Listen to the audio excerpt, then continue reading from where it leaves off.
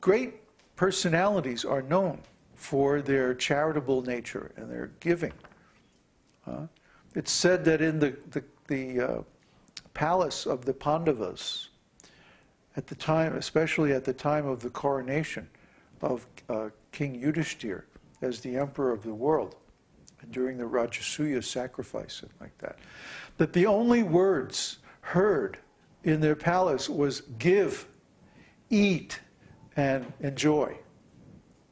They had so many guests, and they were simply serving their guests and giving and giving and giving from their seemingly unlimited treasury. You see? So this is a great personality.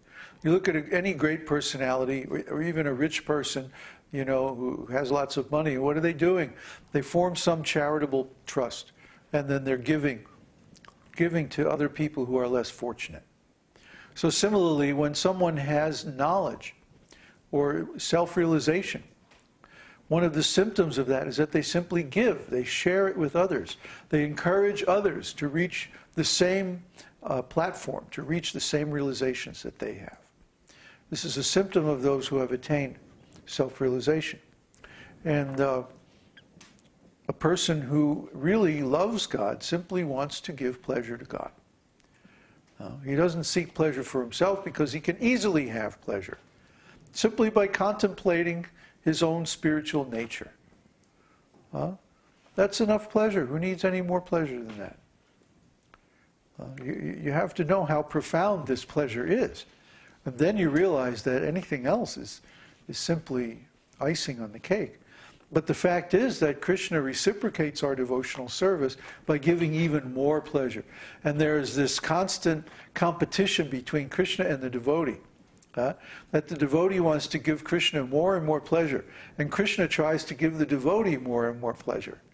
And sometimes when Krishna wins, the devotee becomes so ecstatic that he can't continue his devotional service anymore. And then he's like, Krishna beat me again.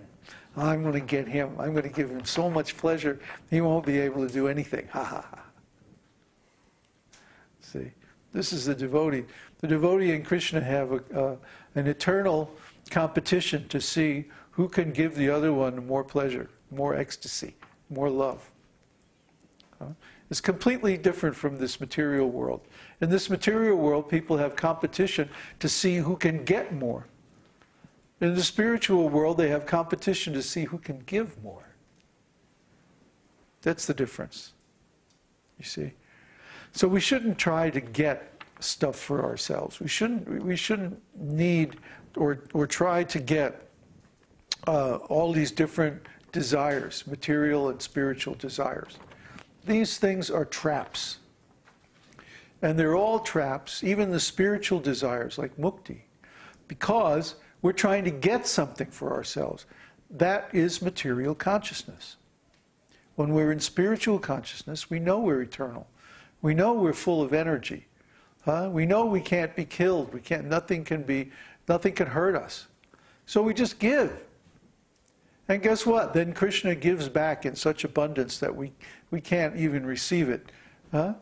Who is saying when Krishna takes, he takes with one hand. But when he gives with 10 hands.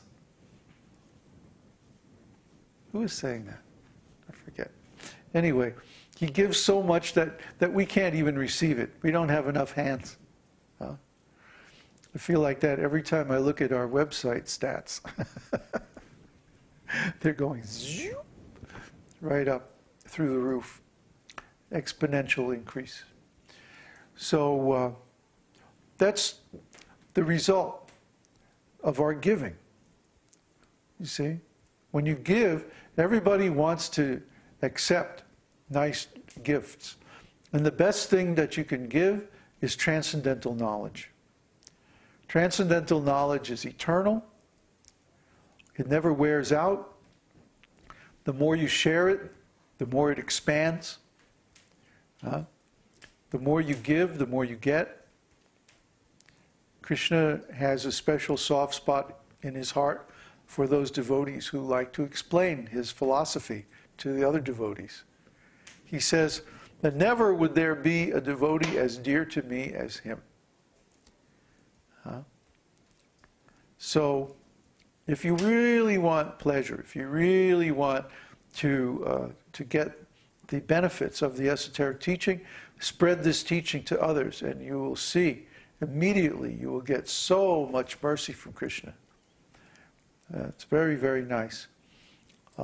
Take responsibility for spreading Krishna's message, and Krishna will reward you beyond your ability to receive it. You feel like you're in an ocean of mercy, and you can only drink one drop at a time. So our ability to even absorb Krishna's reciprocation is limited, but his mercy isn't limited. So grab yourself a piece of that mercy and share it. That's what this is all about.